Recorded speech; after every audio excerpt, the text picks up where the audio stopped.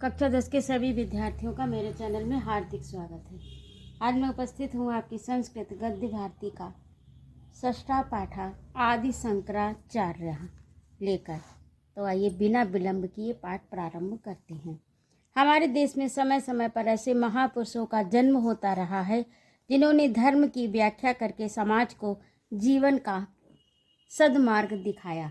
आदि शंकराचार्य एक ऐसे ही महापुरुष थे। धर्म प्रचार के लिए उन्होंने सारे देश का भ्रमण किया। उनके द्वारा देश के चारों कोनों में स्थापित 4 मठ आज भी हिंदू धर्म के 4 ज्योति स्तंभ माने जाते हैं। तो इस प्रकार से ये आपकी भूमिका रही। अब अगला पाठ प्रारंभ करते हैं।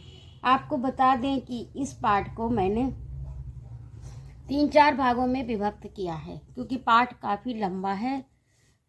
तो एक वीडियो में इसका होना ठीक नहीं है, क्योंकि बहुत अधिक लंबा होने पर आपको पढ़ने में भी, आपको सुनने में भी दिक्कत होगी। तो मैंने इसको 3-4 भागों में विभाजित कर दिया है और इसे आप प्ले लिस्ट के अंतर्गत सभी भागों को देख सकते हैं। तो आज इसका पहला भाग है। आइए प्रारंभ करते हैं। धन्य एयं भारत भूमिर यत्र साधु जनानां परित्राणाय दुष्कृतांच विनाशाय सृष्टि स्थित लयकर्ता परमात्मा स्वयमेव कदाचित रामः कदाचित कृष्णश्च भूत्वा आविर्बभूव। यानी धन्य है भारत भूमि, ये भारत भूमि धन्य है जहाँ पर साधु जनानां यानी संत जनों का परित्राणाय यानी संत जनों की रक्षा के लिए, सज्जनों की रक्षा के लिए, विनाशाय दुष्कृतांच विनाशाय और दुष्टों के विनाश के लिए, सृष्टि स्थित लय करता यानी सृष्टि का उत्पन्न करना, पालन करना और संहार करना करने वाले, यानी तीनों कार्यों को करने वाले परमात्मा स्वयं ही कदाचित राम, कभी राम, कदाचित कृष्ण और कभी कृष्ण भूत्वा होकर प्रकट होते हैं। यानी धन्य है भारत भूमि जहाँ पर सज्जनों की रक्षा के लिए, दुष्टों का विनाश करने के लिए सृष्टि स्थित यानी सृष्टि करने वाले, पालन करने वाले और संहार करने वाले परमात्मा स्वयं ही कदाचित कभी राम और कभी कृष्ण होकर प्रकट होते हैं। त्रेता युगे रामो धनुर्धृत्वा विपथगामिना राक्षसानां संहारं कृत्वा वर्णाश्रम व्यवस्थां रक्षति। यानी त्रेता युग में राम ने धनुर्धृत्वा यानी धनुष धारण करके, त्रेता युग में राम ने धनुष धारण करके विपथगामिना नाम यानी कुमार्ग पर चलने वाले, जो सतपथ पर नहीं चलते हैं, गलत रास्ते पर जाने वाले राक्षसों का संहार करके वर्णाश्रम व्यवस्था की रक्षा की, जो कि 4 आश्रम हैं हिंदू धर्म में। पहला ब्रह्मचर्य, गृहस्थ, वानप्रस्थ और संन्यास।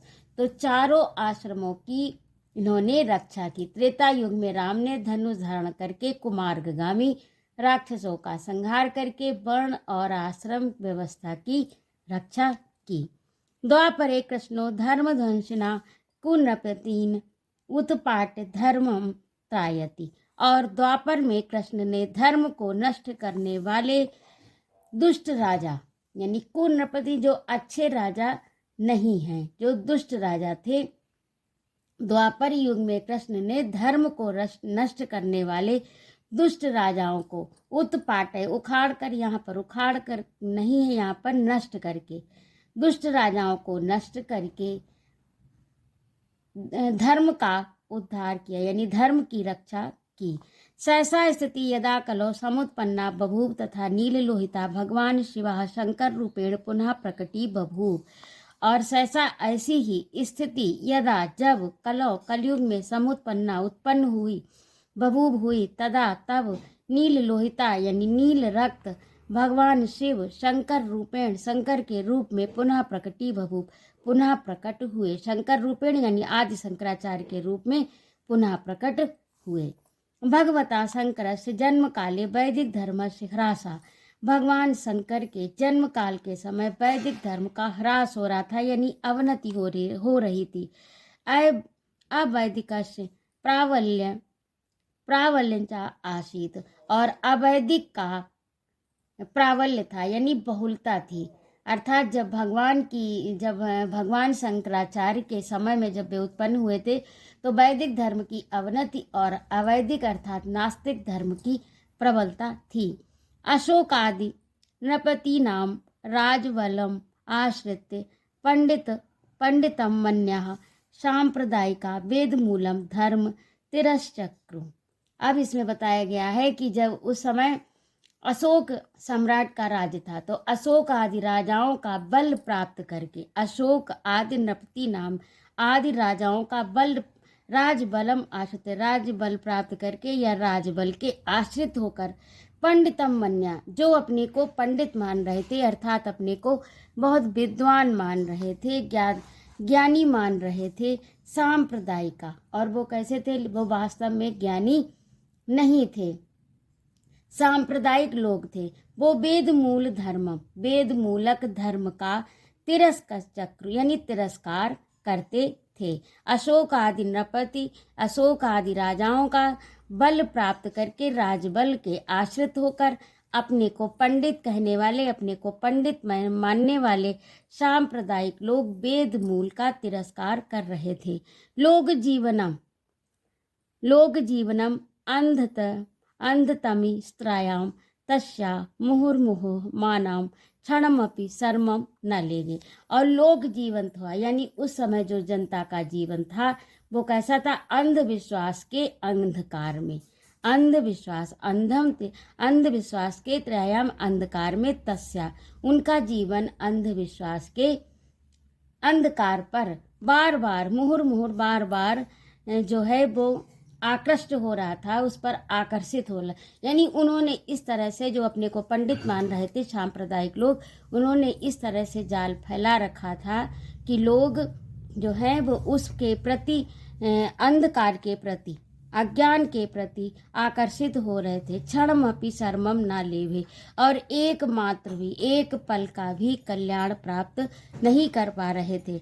तस्याम विषम स्थितो भगवान शंकरः प्रचंड भास्करा इव उदयाय, यानी तस्या उस परिस्थिति में, विषम स्थितो, उस विषम परिस्थिति में भगवान शंकर यानी आदि शंकर, यहाँ पर शंकर का अर्थ आदि शंकराचार्य से है, तो आदि शंकराचार्य प्रचंड भास्कर यानी उदयाय, उदित हुए, भास्कर अर्थात सूर्य के रूप में प्रकट हुए। जिस प्रकार अंधकार को नष्ट करने के लिए सूर्य भगवान निकलते हैं, उसी प्रकार उस समय आदि शंकराचार्य के समय में जब ये उत्पन्न हुए, तो उस समय अज्ञान का अंधकार चारों ओर फैला था, और ऐसी विषम परिस्थिति में भगवान शंकर यानी आदि शंकराचार्य प्रचंड भास्कर के रूप में उदित हुए।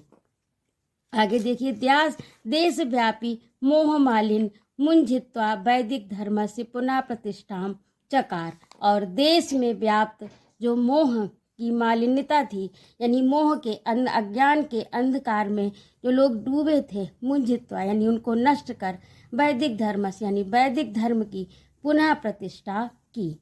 किसने प्रतिष्ठा की? आचार्य आदि शंकराचार्य जी ने।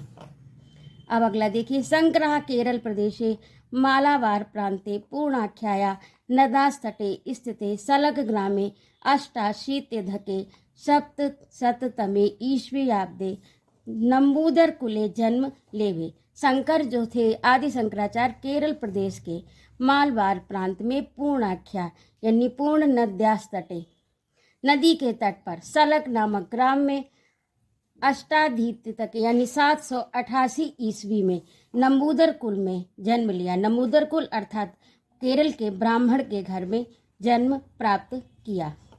तस्य पितुर्नाम शिवगुरुः आसीत्, उनके पिता का नाम शिवगुरु था। मातुश्च आर्यम्बा, और उनकी माता का नाम आर्यम्बा था। शैशवादेव शंकरः अलौकिक प्रतिभा संपन्न आसीत्, और शैशव काल से ही आदि शंकराचार्य अलौकिक प्रतिभा से संपन्न थे। अष्टवर्ष देशीया सन्नपि परम मेधावी यसो वेद वेदांगेषु प्रवीण्यम बापः। और अष्टवर्ष देशिया यानी जब ये 8 वर्ष के हुए तो इन्होंने इन परम मेधावी 8 वर्ष की उम्र प्राप्त करने पर आदि शंकराचार्य जी ने असौ यानी इन्होंने वेदांगेश वेद का और वेद के अंगों का, वेद के अंग होते हैं 6 शास्त्र, उनको वेदांग कहते हैं। तो वेदांग को प्रवीण यानी योग्यता उसमें प्राप्त कर ली या उसमें पारंगत हो गए। दुर्दैव बात बाल्यकाले एव तस्य पिता श्रीमान शिव गुरु पंच तत्वों बाप। और दुर्भाग्य से बाल्यकाल में यानी बचपन में ही एव माने ही तस्य माने उनके पिता श्रीमान शिव गुरु पंच तत्व में विलीन हो गए अर्थात मृत्यु को प्राप्त हो गए।